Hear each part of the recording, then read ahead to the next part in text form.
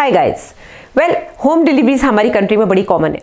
कितना मना करते हैं उसके बावजूद भी घर में दाइयाँ डिलीवरी कराई देती हैं, या फिर लोकल जो गांव के हॉस्पिटल्स हैं जहां पर प्रॉपर पीडियाट्रिशियंस नहीं है, बच्चों के डॉक्टर नहीं है, ट्रेंड नहीं है, वो लोग या तो आरएमपीज हैं या फिर सिंपली एमबीबीएस हैं, या फिर कोई बहुत पुराना ओटी स्टाफ है, नर्सिंग स्टाफ है, जिनको लगता है हमको डिलीवरी करानी आती है, हम करवा देंगे। वो ऐसी कंडीशन में जब बच्चे पैदा होते हैं तो आप क्या करेंगे? उस समय आप भाग नहीं सकते डॉक्टर के पास, क्योंकि इतनी दूर है, 2-3 घंटे तो आपको शहर जाने में लग जाएंगे। उस समय आप कैसे चेक करेंगे कि बच्चा बिल्कुल नॉर्मल है, बच्चा हेल्दी है? क्या क्या चेक करना होता है उसमें, ऊपर से लेके बच्चे के पैर तक क्या क्या चीज़ें हम चेक करते हैं जो नॉर्मल एक बच्चों के डॉक्टर शहरों में हॉस्पिटल्स में चेक करते हैं, वो मैं आज आपको धीरे धीरे टुकड़ों में बताने वाली हूँ। बहुत लंबा वीडियो हो जाएगा, इसलिए इसको हमने पार्ट्स में डिवाइड किया है कि कैसे कैसे हम ऊपर से लेकर नीचे तक बच्चों को चेक करते हैं। पहली बात तो बच्चों को कोशिश करें कि आप किसी ऐसे हॉस्पिटल में बच्चे को पैदा करें जहां पर बच्चों के डॉक्टर की फैसिलिटी हो, साथ में वो मशीन्स हो जो कि अगर मान लो बच्चे को ज़रूरत पड़ जाए, सक्शन मशीन हो गई या फिर जो हीटिंग मशीन होती है, जो वार्मर होता है वो हो गया, साथ ही में और भी लैरिंगोस्कोप वगैरह हो गया जो कि बच्चे के अंदर सांस के नलके में अगर मिकोनियम फंस गया है। ये कुछ बेसिक चीज़ें होती हैं जो बच्चों के डॉक्टर यूज़ करते हैं। तो पहली बात तो कोशिश करें, हाई रिस्क प्रेगनेंसी, अगर वो पहला बच्चा है, पहला बच्चा हमेशा हाई रिस्क रहता है क्योंकि उसको निकलने में टाइम लगता है, ठीक है। ट्विन्स बच्चे हैं, दूसरे बच्चे को स्पेशली बहुत दिक्कत होती है, कई बार पेट में वो ख़त्म भी हो जाता है अगर टाइम पे हॉस्पिटल ना पहुँचे। तीसरी बात, अगर पानी पड़ रहा है या ब्लीडिंग हो रही थी, प्लासेंटा प्रीविया था, इस तरह के केसेस को बिल्कुल भी घर पे कोशिश ना करें या फिर छोटे सेंटर्स में कोशिश ना करें डिलीवरी कराने की। अब जब बच्चा पैदा होता है और रोता हुआ बच्चा पैदा हुआ है, हम सिर्फ उन बच्चों की बात करेंगे जो रोते हुए पैदा हुए हैं, उनको कोई दिक्कत नहीं है, क्योंकि अगर बच्चा नहीं रो रहा है तो वो एक कॉम्प्लिकेशन हो जाएगा और वो टॉपिक ही अलग हो जाएगा।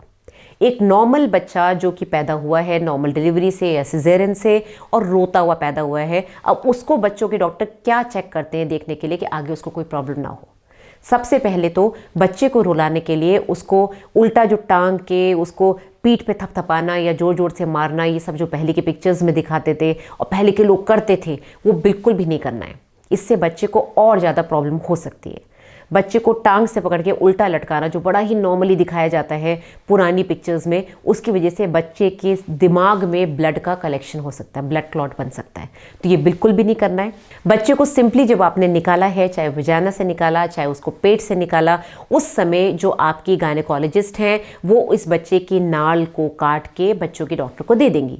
बच्चे के डॉक्टर अवेलेबल नहीं हैं तो कोई बात नहीं, आप उस बच्चे को अच्छे से टॉवल से, सॉफ्ट टॉवल से क्लीन करें। अगर बच्चा नहीं रो रहा है तो उसकी हथेलियाँ थोड़ी सी रब कर दें, थोड़ा सा उसको स्टिमुलेट करें, पीठ पे थोड़ा सा थपथपाएं, ये नहीं कि जोर जोर से मार रहे हैं, ऐसा नहीं करना है, ठीक है। अगर बच्चा नहीं रो रहा है तो डेफिनेटली उसको कुछ प्रॉब्लम है, उसको कुछ सेकंड्स दे, वो रो देगा। साथ ही में सक्शन जबरदस्ती नहीं करना है। जबरदस्ती नाक में, मुंह में वो जो ट्यूब डाल डाल के सक्शन करते हैं, उससे कई बार बच्चा एस्पिरेट कर जाता है, क्योंकि बच्चे को रिफ्लेक्स मिल जाता है। वो ट्यूब उसकी नाक पे टच होती है, वो एकदम से सांस ले लेगा और अंदर जो उसके पानी भरा हुआ है मुंह में, नाक में, क्योंकि वो अंदर से निकला है, उसको सक कर गया, अंदर एस्पिरेट कर गया, तो उसकी सांस की नलकी में वो पानी जाने की पूरी आशा रहती है। तो सक्शन जबरदस्ती नहीं करना है, बच्चे को टैपिंग कर करके जबरदस्ती नहीं रुलाना है। एक बड़ा ही कॉमन वर्ड आपने देखा होगा, आपकी फाइल्स में लिखा रहता है, पीडियाट्रिशियन बच्चों के डॉक्टर लिख के जाते हैं, Apgar score, APGAR। Apgar score की डिटेल्स में मत जाइए। इन जनरल बच्चा किस कलर का पैदा हुआ है, उसके हाथ, स्पेशली जो एक्सट्रीमिटीज़ हैं, जो हाथ और तलुए हैं, वो लाल है, पिंक है कि ब्लू है, बच्चा कितना एक्टिव है, बच्चे की रिफ्लेक्सेस कैसे हैं और बच्चे का हार्ट रेट क्या है, रेस्पिरेशन क्या है, ये सब मिक्स करके एक स्कोर बनता है जिसको कि अपगार स्कोर कहते हैं। इसको 1 मिनट और 5 मिनट्स पे लिया जाता है। 1 मिनट पे अगर ये कम आता है, 5 से कम आता है, 10 का टोटल पॉइंट होता है, अगर ये कम आता है तो बच्चों के डॉक्टर हाथों हाथ मशीन्स यूज़ करते हैं, जैसे कि मैंने बताया लैरिंगोस्कोप यूज़ करके उसके अंदर की सांस की नल की क्लियर करते हैं, सक्शन करते हैं। उनको लगता है कहीं ना कुछ गड़बड़ है, ठीक है। 5 मिनट के बाद अपगार को वापस लेने की जरूरत नहीं होती है। अगर बच्चा इनएक्टिव है शुरू से, 1 मिनट वाला इसका अपगार अच्छा नहीं है तो 5 मिनट वाला चेक करते हैं। 5 मिनट वाला भी अगर गड़बड़ है तो इससे ये पता चलता है कि आगे जाके बच्चे को प्रॉब्लम्स हो सकती हैं, बच्चे को लर्निंग डिफिकल्टीज हो सकती है, बच्चे को मेंटल प्रॉब्लम्स हो सकती है, बच्चे को फिट्स आ सकते हैं। तो 1 मिनट वाला एक्शन के लिए होता है, 5 मिनट वाला जो स्कोर होता है वो आगे की लाइफ के बारे में बताता है बच्चे की, कि आगे की लाइफ इसकी कैसी जाने वाली है। नेक्स्ट, आप क्या करेंगे जब बच्चे ने रो दिया, आपने बच्चे को देख लिया, बच्चे का टेम्परेचर आपको सही लग रहा है, बच्चे के कलर एकदम सही लग रहा है, अब आप उसका वेट नापेंगे। बच्चे के वेट को लेकर, क्योंकि मैंने यूके में काम करा हुआ है, इंग्लैंड में सबसे पहले जब बच्चा पैदा होता है कोई नहीं पूछता है लड़का है कि लड़की, सबसे पहले पूछते हैं वेट क्या है बच्चे का, क्योंकि दे फील वेरी गुड, अरे वाह मेरा बच्चा 4 किलो का है, अरे वाह मेरा बच्चा 4.5 किलो का है, यानी कि उनके कॉलर्स अप हो जाते हैं, जितना मोटा बच्चा उतना उनको खुशी मिलती है, राइट। तो हमारी कंट्री में सबसे पहले तो सेक्स पूछा जाता है और फिर वेट भी पूछते हैं। वेट पूछने के लिए मैं आपको बता दूं कि वेट हमारी इंडिया में 2.5 किलो का बच्चा एक नॉर्मल वेट का पैदा होता है, 2.5 से 3, 3.5 किलो तक, क्योंकि अभी डाइट अच्छी हो गई है लोगों की, तो 3.5 तक के किलो के बच्चे नॉर्मल डिलीवरी से भी हो जाते हैं और नॉर्मल माने जाते हैं। 2.5 किलो से कम अगर है तो वो लो बर्थ वेट है, और अगर और भी कम है, 1.5 किलो से भी कम है, तो वो बहुत ज़्यादा लो बर्थ वेट है और उसको आईसीयू की ज़रूरत पड़ेगी। कई बार 1.5 किलो से कम के बच्चे भी इतने एक्टिव होते हैं, may be because of some stress, may be माँ की जेनेटिक्स ऐसे थे कि बच्चा बहुत कमज़ोर पैदा हुआ, आवन ने उसको प्रॉपर खून नहीं दिया, इस वजह से प्लासेंटल इंसफिशिएंसी हो गई। तो ऐसे बच्चे भी कई बार 1.5 किलो से कम वाले भी बहुत जल्दी एक्टिव हो जाते हैं, उनको माँ के पास शिफ्ट कर दिया जाता है। अब आते हैं 3.5 किलो से ऊपर के बच्चे। 3.5 किलो से ऊपर अगर हमारी इंडिया में पैदा हो रहा है तो वो नॉर्मल नहीं है, वो लार्ज फॉर जेस्टेशनल एज है, यानी कि LGA बेबी है।